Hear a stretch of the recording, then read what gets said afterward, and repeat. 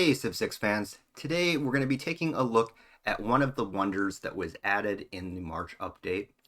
We'll be looking at the Etemenanki, which is unlocked with writing. So it is a very early wonder, and we're going to be trying to gauge its value on the newly released Wetlands map. Now, the early placement of Etemenanki construction on the tech tree puts it in a spot where if you're playing on Deity difficulty setting, you're going to have a little bit of trouble getting it built before the AI. And it also puts it approximately in competition with another highly valuable wonder from that slot, which is the pyramids. And they both have the exact same production cost, and they also both have a restriction on what tile they can be built on. Now, the conundrum is that basically with Etemenanki, the more valuable it is going to be in your game, the harder it is going to be to build first. And the reason for this is with something like the pyramids, the fact that it's placed on desert tile has nothing to do with the actual value of the pyramids. You don't need a map that has a lot of desert on it, which means that you could just simply get lucky and the AI is not going to have an appropriate tile to build the pyramids on early, which will give you a chance to get caught up and build that. Now, Etemenanki, on the other hand, you want to play on a map like the Wetlands, where you have a lot of marsh and then preferably a lot of floodplains around the city where you're building it. So with that said, the more of this type of terrain you put on the map that is going to increase the value of the wonder, the more likely it is that you are going to be behind the AI in getting this built. So with the playthrough that you see going on in the background, I've made a few adjustments to my early game strategy to try and secure that Etemenanki build on a Wetlands map. So this may require you to adjust to building a builder first. It really depends. If you are setting your city-states up, let's say, to be very heavy on industrial city-states, you might still be okay with going Slinger first, and you might be able to get that extra production bonus for early meets on the city-states. But if you don't have an early industrial city-state nearby, I think that if you want to race this wonder, you might have to start off by building builders earlier than you normally would. And then you could see that I also assigned Magnus as my first governor, which is the common first choice, but a lot of times I like to hold for Amani in terms of getting an early hero discovery and suzerain status on a nearby city-state. So if you're going first to try and get a wonder, probably going to have to go Magnus and probably going to have to go early builder. Now, in this particular playthrough, the tribal hut gave us a population boost, which is a pretty decent boost to our actual production. So that's going to give us a little bit of an advantage.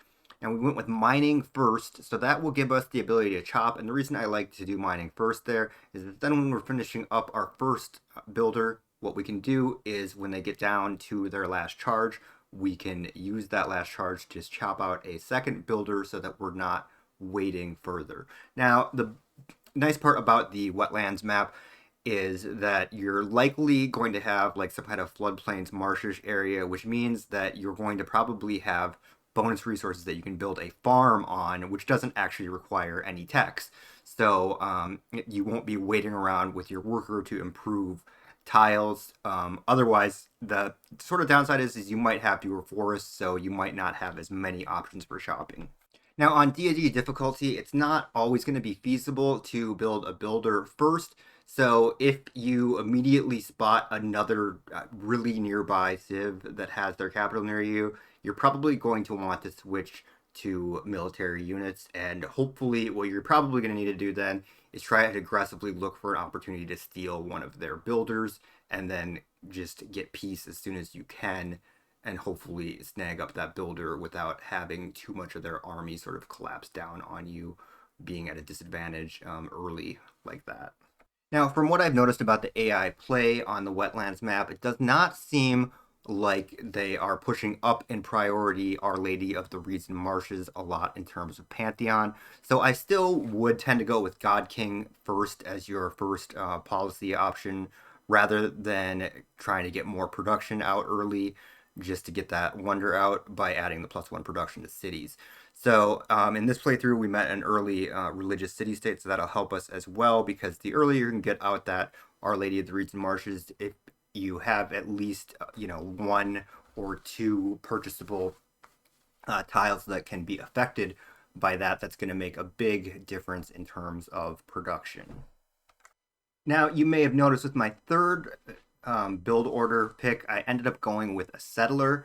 And if that seems odd in what I've been talking about in racing, it's at this point I don't really need a third builder out, and I don't have the necessary research in so far to get Etemenanki started on the build.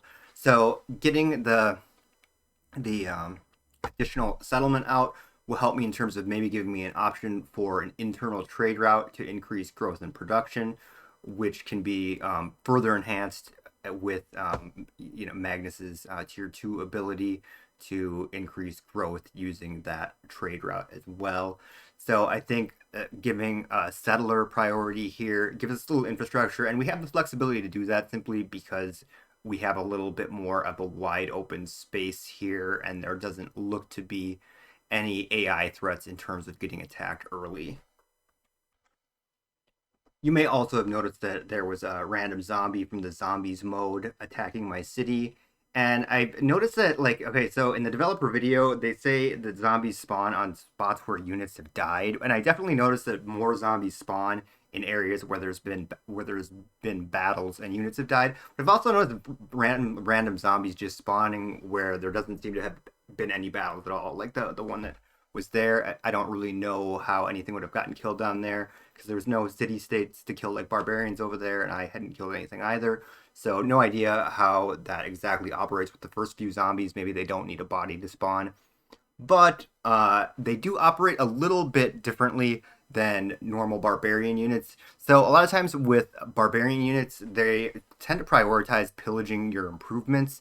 Zombies don't do that. They just head straight for the nearest unit or typically your city. They like attacking the city and they'll just keep attacking it until they die. Now, that said, they also seem to like to pillage caravans. I don't know if that's intended, but just like everything else in the game, like the zombies have like a big boner for pillaging trade routes. Like the AI loves to do it, barbarians love to do it, and apparently zombies also love trade routes. So keep in mind that they will do that. They do tend to ignore workers and settlers that go by them, though, in favor of attacking military units or the city, which seems to be their biggest priority. So I just keep that in mind. Where barbarians tend to prioritize taking your workers or settlers if those are available. So we're skipping ahead a little bit here to where I've met our closest neighboring civilization, or at least our first civilization for the AI that we've met, which is America.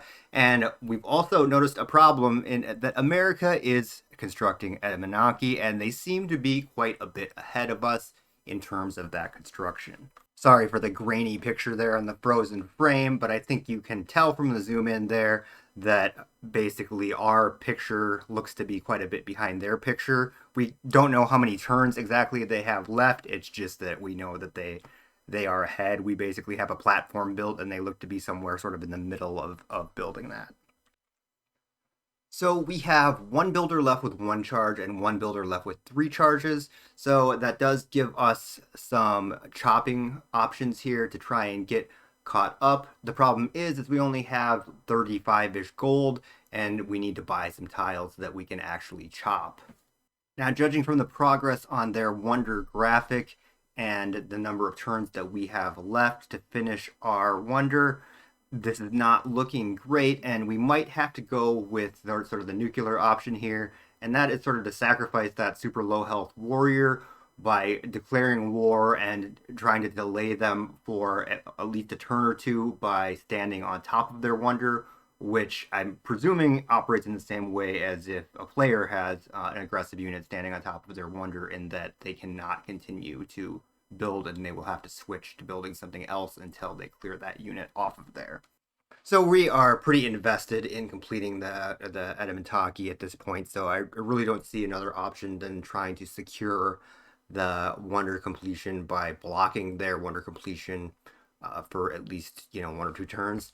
So we're gonna go ahead with the war and then see if we can't buy ourselves some time to chop out our own wonder here, because I don't want to lose all of that production. You do get a refund, but it's just not substantial enough. You do lose a pretty significant chunk of production.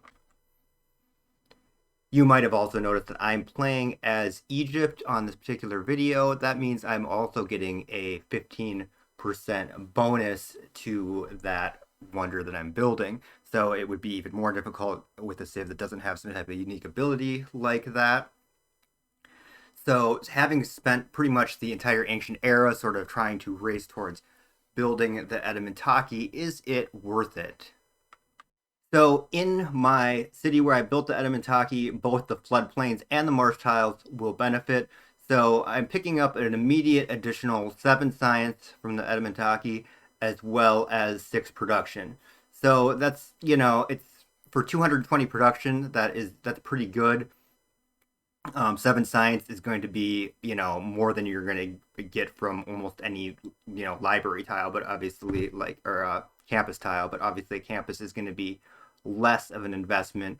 But we've got 6 other, well, this one's not workable with a current settle, but we've got to figure we're going to pick up 5 more marsh tiles there. So that would be an additional 10 science and 5 production that we're going to pick up here throughout the game, as well as let's see, these two. So that's going to be 14 science and 7 production.